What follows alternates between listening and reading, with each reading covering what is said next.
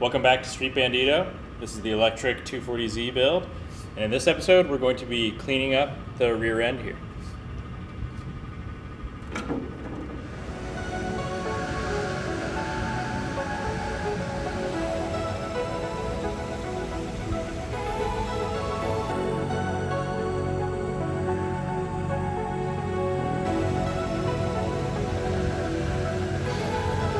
Alright, so the goal of this episode is to cover this huge hole in the floor.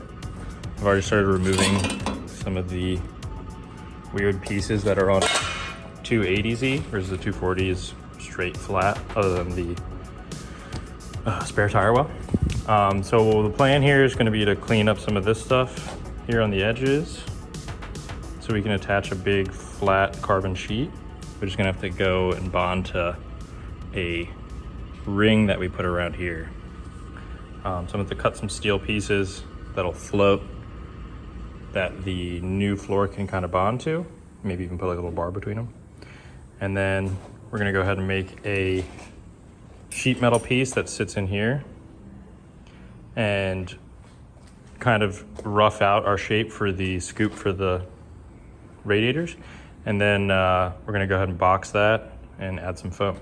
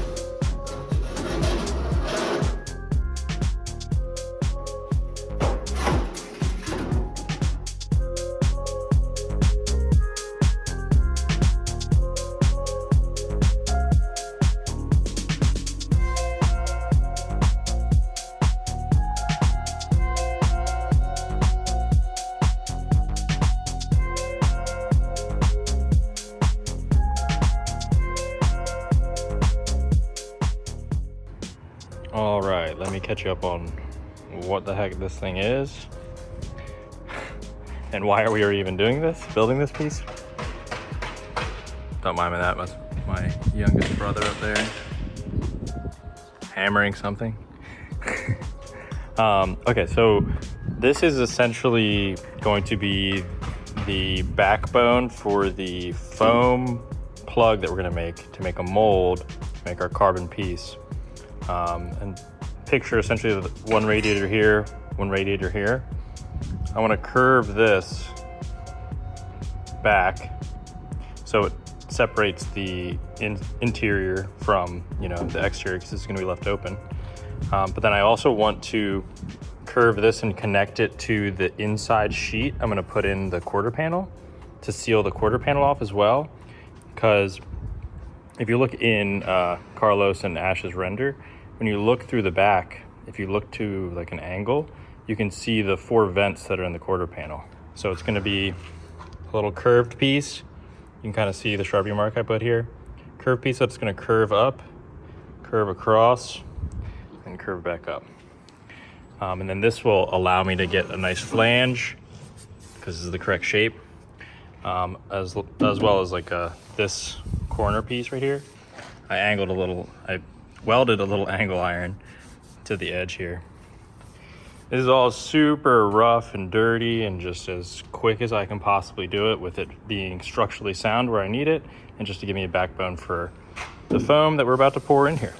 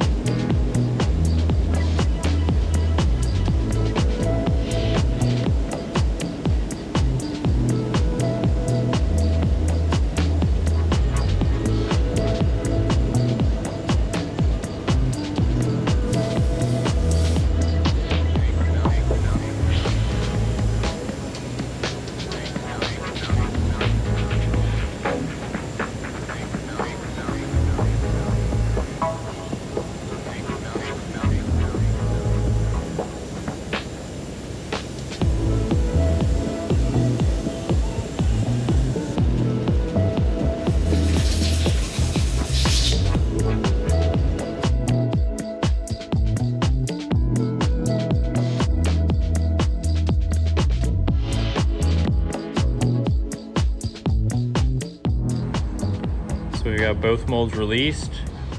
We have them clear gel coated, and before I gel coated I marked the center line and the weave orientation. We're gonna go ahead and take that stabilized carbon fiber from fiberglass and run a single piece here with the weave running this way, and the same thing this way, because it's gonna match our trunk floor.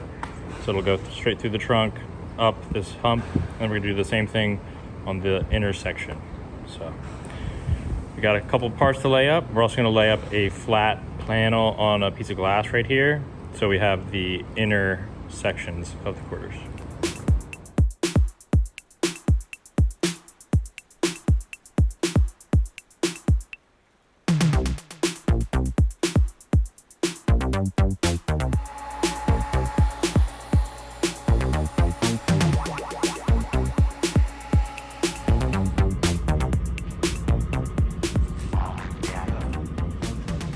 So we now have panels. The footage of us making this duct actually got cut off because I've been filming with my iPhone and it died. So you saw us make this panel, these panels, so it's fine. Will made these little side pieces out of 3K carbon from fiberglass. 3K carbon with System 2000 epoxy resin. But we only made them 2 layers thick, I believe. So they're flexible, but they, what do you say, 3? Yeah. 3 layers thick. Will's over there. Where is he at? So they're flexible because we made them flat, and as soon as we pulled them up, we threw a little heat on them and then bent them into this shape. They will be like slid in a little more and clamped down, so they'll have a little more curve to them. But you get the idea. These will get epoxied in, same with the floor and this. None of this is gonna be removable. It's all gonna be bonded in permanently once everything's painted. This is also gonna get trimmed back a little bit, made a little bigger than it needs to be, but you can kind of see once it's clamped, it's all gonna be real tight. And then this duct right here is gonna be channeling all the air and stuff like that. We made the little V seam here with fiberglass 3K carbon, but the stabilized carbon. So the first and last layers on these parts, at least on this one, because we want to do the underside as well. The stabilized carbon, you can just cut a straight line and it will not fray at all at the end. So for something like this, it is perfect for setting a V-weave. We've done a couple parts like that for this exact build to keep this V-weave pattern going throughout the interior of the car. I'm not fully convinced I want to do it on the outside because it's a lot of panels to line up perfectly, and if they don't line up perfectly, you'll see it and people will talk about it, I'm sure. Oh, that's pretty. But we got a pretty damn straight and lined up line here. So that's good. We're gonna throw a little beam back here where these two line up. And this is also a little too wide, so it's bowed right now, so I need to trim this back so it can sit fully flush, but you get the idea, we're just showing. And then all the panels were pulled off and they were satin cleared. So all of this is gonna match all the exterior, will all be the same exact satin clear. They're not sponsoring us, I'm not gonna shout them out, they're also not that great, so I'm gonna keep looking for a different satin clear. But finding a satin clear that doesn't tiger stripe is pretty hard to do, and also has good hardness to it where it's not gonna like scuff and scratch really easily. Yeah. It's pretty hard to do. The SEM stuff that I was using on my last car, it has really good hardness, but it tiger stripes really badly. This does not tiger stripe really badly, but it does not have the greatest hardness, so we'll keep looking. I don't want to recommend either of those. And then we made this rear panel right here, which is going to be cut up a good bit. You can see in the renders it's not this deep. I just left it deeper than we need for right now because I want to line it up to the quarter panels. So this will stay like this. This panel also will be the last one to go in because the quarter panel goes behind it. So the quarter panels have to be made, mold, we'll plug, mold, carbon part, cleared, bonded onto the car, then this can go on. So we got a little while. And then underneath this, since it's going to be so thin, I'm going to be chopping out a lot of this rear frame rail, kind of. It's really just a C-channel of really thin steel.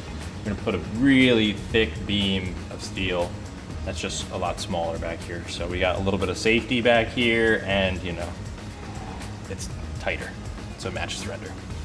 And then the Spall fans that are going to be mounted to the bottom of our CSF radiators, they are actually pusher fans.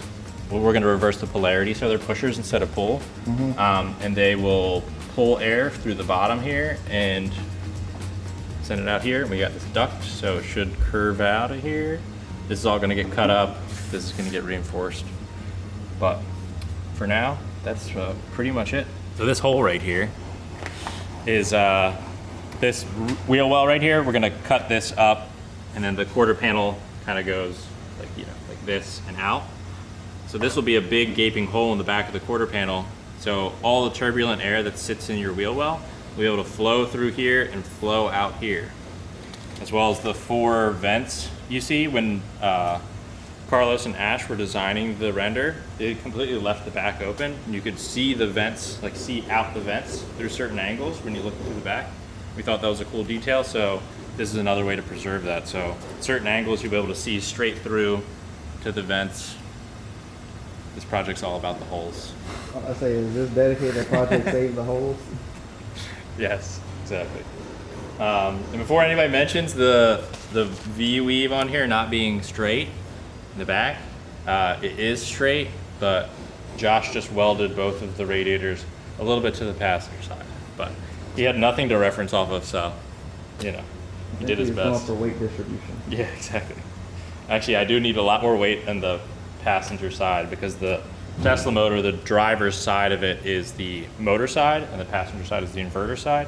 The inverter side weighs much less than the motor side, so we'll have to do some ballasting of some sort and putting more weight on the passenger side, but we'll get to that later. We got vehicle scales and all that stuff for this once we get our Techno-Toy tuning suspension in and some other cool goodies. So until then, we'll see you next time.